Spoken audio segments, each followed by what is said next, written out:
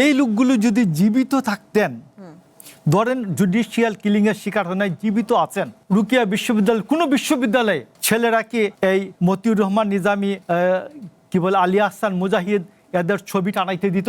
আমি মনে করলাম এরা জুডিশিয়াল কিলিং এর শিকার হন নাই, বাংলাদেশে এখন জীবিত আছেন, বিএনপির সাথে আছেন। 2004 সাল, এটা 2004 সালেও কি কোনো বিশ্ববিদ্যালয়ে এদের ছবি টানাইতে দিত বিশ্ববিদ্যালয়ের ছেলেমেয়েরা? প্রশ্নই আসে না। পুলিশের উস্কানি ছাড়া, পুলিশের প্রশ্রয় ছাড়া কোনো জায়গায় হতে পারে না, চাঁদাবাজি হতে পারে না। আমি আপনাকে বলি, স্বরাষ্ট্রমন্ত্রী, মাননীয় প্রধানমন্ত্রী, এদের স্পষ্ট নির্দেশনা আছে, বিএনপির সমর্থক কোনো ব্যক্তি, বিএনপির নেতাকর্মী কোনো ব্যক্তি চাঁদাবাজি করতে পারবে না। আপনি দেখবেন কয়েকদিন আগে সালাউদ্দিন আম্মার জাতীয়তাবাদী ছাত্র দলের ছেলেদেরকে পিটিয়েছেন, উল্লাস করেছেন, বলছেন সঠিক করেছেন। উনি এর আগে শিক্ষকদের বেদম পিটিয়েছেন, ডিনদেরকে আন্দোলনে উদ্বোস করিয়ে রিজাইন করিয়েছেন। আচ্ছা, বেরুবি মানে বেগম রুকিয়া বিশ্ববিদ্যালয়, বেগম রুকিয়া বিশ্ববিদ্যালয়ে আমি আপনাকে বলি যে আমি মনে করলাম ছাত্র শিবিরের যে প্রথম যে দাবিটা, আমি এটা মানলাম যে এটা জুডিশিয়াল কিলিং হয়েছে। এই লোকগুলো যদি জীবিত থাকতেন, ধরেন জুডিশিয়াল কিলিং এর শিকার হয় নাই, জীবিত আছেন, রুকিয়া বিশ্ববিদ্যালয়, কোন বিশ্ববিদ্যালয়ে ছেলেরা কি এই মতিউর রহমান নিজামী, কি বলে আলী আহসান মুজাহিদ, এদের ছবি টানাইতে দিত? আমি মনে করলাম এরা জুডিশিয়াল কিলিং এর শিকার হন নাই, বাংলাদেশে এখন জীবিত আছেন, বিএনপির সাথে আছেন।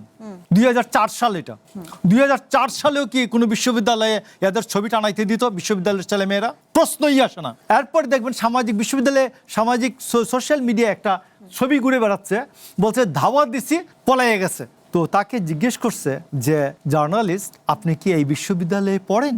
বলছেন না। মাশাআল্লাহ। তো এখন আমি আপনাকে বলছি যে জাতীয়তাবাদী ছাত্র দলকে আপনি বেগম রুকিয়া বিশ্ববিদ্যালয় থেকে পিটালেন, বের করলেন, এবং যারা পিটাইছে এদের যে মেজর নেতা, তাকে জিজ্ঞেস করলে আপনি কি এই বিশ্ববিদ্যালয়ে পড়েন? বলছেন না। মাশাআল্লাহ। তো আমি আপনাকে বলছি, এখন জাতীয়তাবাদী ছাত্র দল, আমি 5 তারিখ তো আজকে, এই জন্য আমি বলতে চাইছিলাম, এই কাদা চুরাচুরিগুলি করতে চাইছিলাম। তো জাতীয়তাবাদী ছাত্র দল একসময়, আমি প্রায় 10 বছর সেন্ট্রাল কমিটিতে ছিলাম, 1983 থেকে 1983 মে থেকে 1992 এর আগস্ট পর্যন্ত। ওই সময়ে রাজশাহীতে আপনি দেখুন, আজকে শেষ করে পয়েন্টটা, শফিকুল ইসলাম মাসুদ, আমাদের পার্লামেন্টে ওনার সহকর্মী, আমাদের বরেণ্য মাননীয় সংসদ সদস্য, তিনি বলেছেন যে আমরা যদি রাজশাহী বিশ্ববিদ্যালয়ের একটি হলের অস্ত্র নিয়ে মোকাবেলা করি, 3 দিন পুরো রাজশাহী অঞ্চলের প্রশাসন আমাদেরকে মোকাবেলা করতে পারবে না। আপনি তো এই প্রশ্নগুলোর উত্তর দিলেন, কিন্তু আমি যে প্রশ্নটা আপনাকে করেছি আপনি সেটির উত্তর দিলেন না। এই যে দলীয়করণ, দুর্নীতি, চাঁদাবাজি, শেরপুরের চাঁদাবাজি নিয়ে মোহাম্মদ রাশিদুল ইসলাম রাশেদ বলছিলেন, চাঁদাবাজদের নাম দেন, উনি বলছিলেন সেগুলো আসলে পরিবর্তন করা কেন যাচ্ছে না, সেটাই আমি আপনাকে বলছি।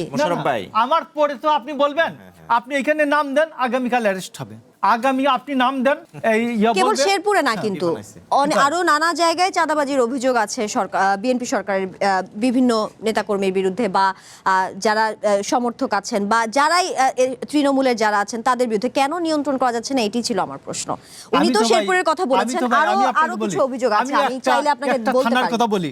জি, একটা থানার কথা বলি, আপনি ওইখানে লোকজনকে আওয়ামী লীগের নাম দেয়, জামাতে ইসলামের নাম দেয়, বানিয়াচং, একটা চাঁদাবাজি তো আমি গত 2 বছরে শুনলাম না, কেউ 2 টাকা চাঁদাবাজি হয়েছে।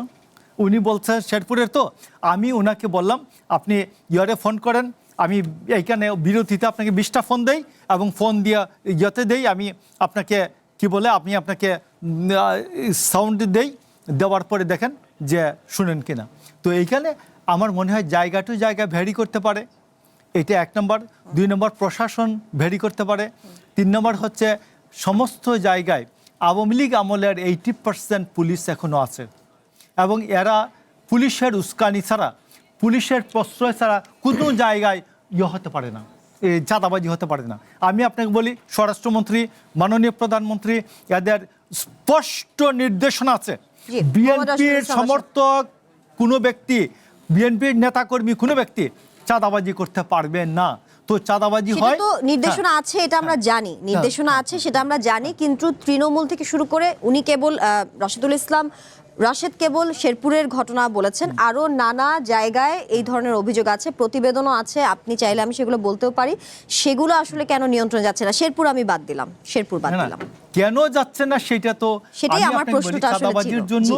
আমি আব্দুল্লাহ আল নুমানের একটা কথা বলি, সেটা হচ্ছে দলীয়করণ, চাঁদাবাজি, যে একটা- দুর্নীতি সব না, অভিযোগ আর কি। একটা চাঁদাবাজি দলীয়করণের জায়গায় কি আমি নির্বাচিত হয়েছে, আমার দল নির্বাচিত হয়েছে, আমি তো জামাত ইসলামের লোককে প্রধানমন্ত্রী বানাবো না।